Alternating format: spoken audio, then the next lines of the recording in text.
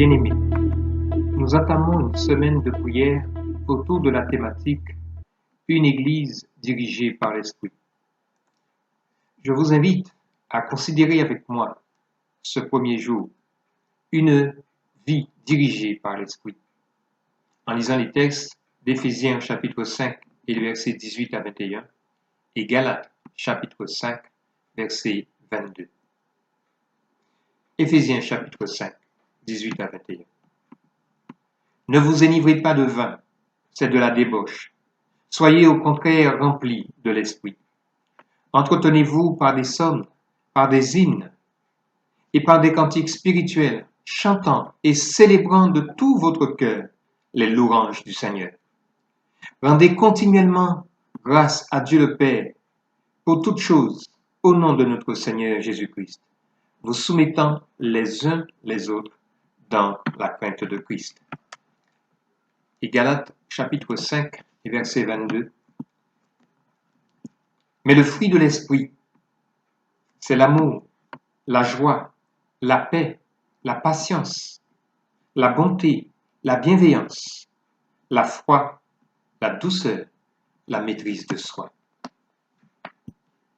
L'apôtre Paul nous encourage à avoir une vie continuellement remplie de l'action de l'Esprit de Dieu en nous.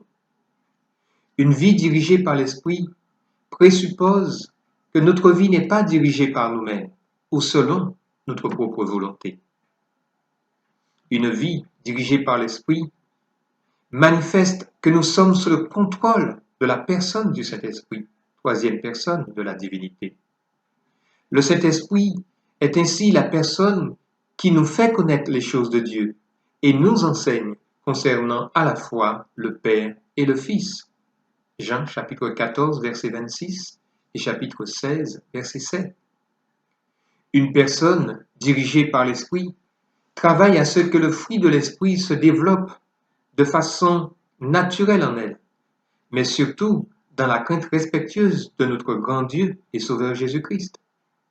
Notons que Galates 5, 22 précise le fruit, c'est-à-dire un fruit dans tous ses aspects, la joie, la paix, la patience, la bienveillance.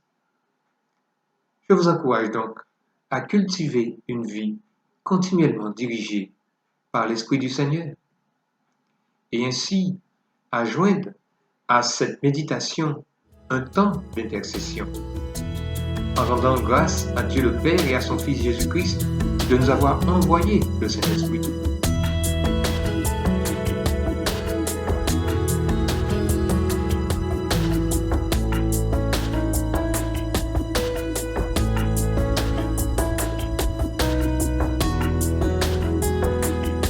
Que chacun de nous puisse s'efforcer à développer les différents aspects du fruit de l'Esprit.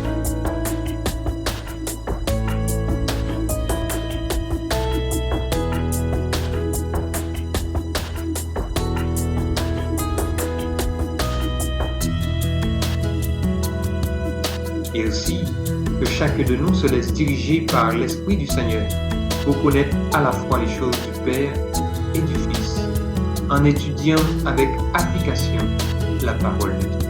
Le Seigneur